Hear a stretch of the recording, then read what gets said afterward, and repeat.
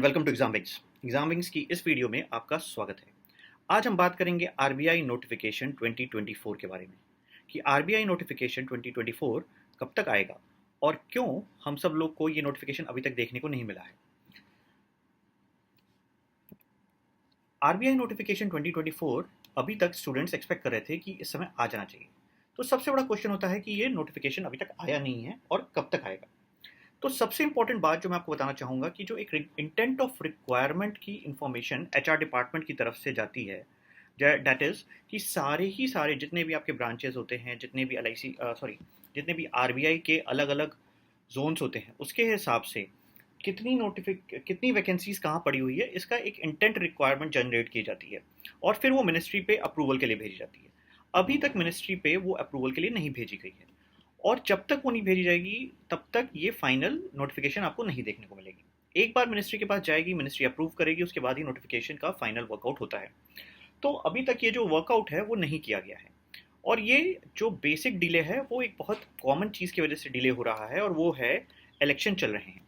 Election की वजह से मैक्सिमम जो भी नोटिफिकेशन आने थे वो सारे बैंकों के, एलआईसी के, सेबी के, इवन सेबी की नोटिफिकेशन डेट्स डिक्लेयर हो चुकी थी, उसके बाद भी उसको होल्ड पे रख दिया गया। ठीक है, तो आरबीआई भी इस बार नहीं आया है अभी तक। अगर हम फेज़ वन की बात करें तो फेज़ वन हम एक्सपेक्ट कर सकते हैं कि आपके पास अगस्त या सितंबर के आसपास होने की उम्मीद है। ये तब हो सकता है जब जून में इलेक्शन हो जाए, 4 जून को रिजल्ट आ जाए और उसके बाद आपको उसका रिजल्ट आ जाने के बाद जून एंड या जुलाई में आपको नोटिफिकेशन अगर आ जाता है तो आप अगस्त में उम्मीद कर सकते हैं कि आपका एग्जामिनेशन हो सकता है। आरबीआई का जो एग्जामिनेशन पूरा प्रोसेस होता है वो बहुत फास्ट पेस होता है, स्लो नहीं होता है, फास्ट होता है, आपके पास ज़्यादा टाइम नहीं होता। तो आपको जो भी तैयारी करनी है वो अभी से ही शुरू करके करनी होगी, क्योंकि बाद में आपके पास इतना टाइम आरबीआई वाले आपको नहीं देंगे कि अरे नोटिफिकेशन आ गई है, चलो अब पढ़ना शुरू करते हैं। तो इस बात को बहुत ध्यान में रखना है आपको।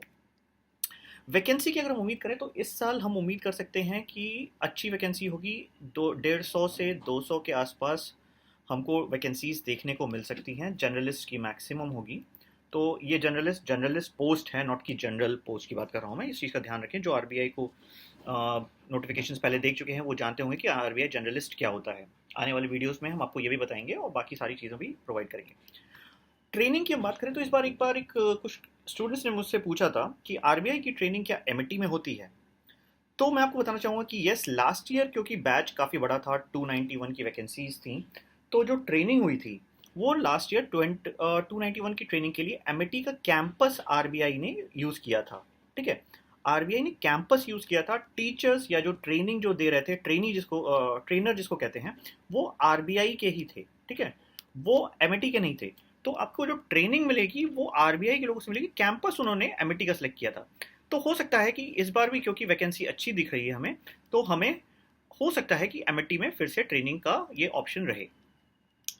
ये चीज़ें मैटर नहीं करती हैं, मैटर ये करता है कि आपका सिलेक्शन हो जाए। ट्रेनिंग आपकी जोनल सेंटर्स में भी होंगी, जो कि दिल्ली में है, पुणे में है, चेन्नई में है, वहाँ पे भी आपकी पार्ट ट्रेनिंग्स होती रहेंगी। अब हम बात करते हैं कि लास्ट ईयर जो वैकेंसी आई थी वो 9 मई को आई थी। ठीक है, और 9 में आ चुकी है और बीत भी चुकी है और अभी तक वैकेंसी नहीं आई है। तो इस बार जो वैकेंसी का डिले है वो आपको ड्यू टू इलेक्शन ही देखने को मिल रहा है। और लास्ट ईयर 291 वैकेंसी अभी जैसे मैंने बताया उतनी आई हुई थी, तो इस बार हम 200 प्लस भी उम्मीद कर सकते हैं। जर्नलिस्ट मैंने बताया कि 150 से 200 के बीच में होगी। ठीक है, अब एग्जाम पैटर्न के बारे में थोड़ा सा बात कर लेते हैं। एग्जाम पैटर्न जो होगा, जो ये पहली बार जो लोग एग्जाम दे रहे हैं या जो लोग इस बार फोकस करके एग्जाम देना चाहते हैं आरबीआई के बारे में, तो आरबीआई का जो पैटर्न है वो वही होता है, प्री मेंस इंटरव्यू, जैसे कि हम सारे एग्जामिनेशंस में बैंकिंग में जनरली देखते हैं। बट थोड़ा सा पैटर्न अलग हो जाता है। मतलब प्री मेंस होता है लेकिन यहाँ का मेंस पूरी तरह से अलग हो जाएगा आपके लिए। आपके प्री में जो पेपर्स होंगे वो होंगे English, numerical ability, reasoning and general awareness. आपको टोटल 120 मिनट्स मिलेगा एग्जामिनेशन में, 30 मार्क्स के होंगे। जनरल अवेयरनेस आपका बहुत इंपॉर्टेंट रोल प्ले करता है, आप देख सकते हो 80 मार्क्स होते हैं यहाँ पे, 80 क्वेश्चन और 80 मार्क्स। तो बहुत इंपॉर्टेंट है कि आपके मार्क्स जनरल अवेयरनेस में बहुत अच्छे हैं। ये आपको लास्ट 3 से 4 मंथ का स्ट्रैटेजी के बहुत अच्छे से पढ़ना होगा, बहुत डेप्थ में पढ़ना होगा, तभी आप इसको कवर कर पाओगे। दूसरी जो बात करते हैं हम मेंस की बात करते हैं। मेंस जो होगा मेंस का जो पेपर होता है वो काफ़ी अलग होता है। इसमें आपके इकोनॉमिक्स एंड सोशल इश्यूज़ का एक पेपर होता है, इंग्लिश एक राइटिंग स्किल का पेपर होता है, और finance and management objective descriptive दोनों ही पेपर होते हैं। तो अब ये देखिए, आपके पास ऑब्जेक्टिव 30 क्वेश्चंस होंगे इकोनॉमिक सेक्शंस में, डिस्क्रिप्टिव 6 क्वेश्चंस होंगे, इंग्लिश में भी डिस्क्रिप्टिव क्वेश्चंस होंगे और ऑब्जेक्टिव कुछ क्वेश्चंस होंगे आपके फाइनेंस मैनेजमेंट के, और डिस्क्रिप्टिव 6 क्वेश्चंस होंगे। आपको 4 इसमें भी अटेम्प्ट करना है, यहाँ पे भी 4 ही अटेम्प्ट करना होता है। 90 मिनट्स आपको यहाँ मिलेंगे। आपको अलग अलग सेक्शंस के लिए अलग अलग टाइम मिलेगा। टोटल ये आपका जो पेपर होगा वो 50, 50, 100, 200 और ये 300 मार्क्स का क्वेश्चन पेपर होगा। 300 मार्क्स ये सारी चीज़ें डिफाइन करेंगे कि आप आरबीआई के ग्रेड बी ऑफिसर बन रहे हो कि नहीं बन रहे हो। अब आरबीआई सारे सेक्टर्स, मतलब बेसिकली बैंकिंग सेक्टर्स में गवर्निंग बॉडी होती है। आप इसको बाप ऑफ बैंकिंग एग्जाम भी कह सकते हो। तो ऑब्वियसली बाप ऑफ टाइप का पेपर भी होता है। ये बड़ा पेपर होता है, टफ पेपर होता है और अलग तरह की थोड़ी तैयारी करनी पड़ती है। एग्जाम पैटर्न की हम बात कर चुके हैं। जो एज लिमिट होगी वो 20 से 30 ईयर्स के आसपास इसमें रहती है, मतलब सॉरी आसपास नहीं रहती है, वो फिक्स रहती है। और वो जो डेट होती है लास्ट ईयर जो थी, क्योंकि लास्ट ईयर 9 मई को आपका नोटिफिकेशन आया था, तो जो डेट रखी गई थी कट ऑफ की वो 1 मई रखी गई थी। तो यहाँ पे आप उम्मीद कर सकते हैं कि जिस समय आपका एग्जामिनेशन नोटिफिकेशन आएगा उस मंथ का कट ऑफ डेट आ सकता है डेट ऑफ बर्थ के लिए। ग्रेजुएशन में आपके 60% प्लस होने चाहिए, एक मैंडेटरी है। तो एक बड़े चंक यहाँ से एग्जामिनेशन ये देते ही नहीं है, लोग फॉर्म ही नहीं भर पाते just because of this thing.